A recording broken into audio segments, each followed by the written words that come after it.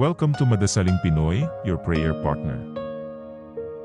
Ngayon po ay Miyerkules ng ika-4 na linggo sa karaniwang panahon. Ang mabuting balita ng Panginoon ayon kay San Marcos. Noong panahong iyon, si Jesus ay nagtungo sa sariling bayan kasama ang kanyang mga alagad. Pagdating ng araw ng pamamahinga, nagturo siya sa sinagoga. Nagtaka ang maraming nakarinig sa kanya at nagtanong, saan niya nakuha ang lahat ng iyan? Anong karunungan itong ipinagkaloob sa kanya? Paano siya nakagagawa ng mga kababalaghan? Hindi ba ito ang karpinterong anak ni Maria at kapatid ni Santiago at Jose, Judas at Simon? Dito nakatira ang kanyang mga kapatid na babae, hindi ba?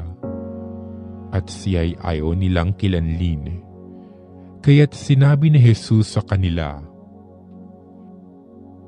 ang propeta ay iginagalang ng lahat, liban lamang ng kanyang mga kababayan, mga kamag-anak at mga kasambahay.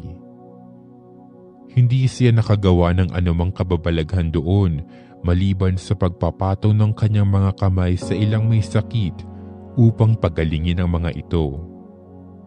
Nagtaka siya sapagkat hindi sila sumampalataya at nilibot ni Jesus ang mga nayon sa paligid upang magturo.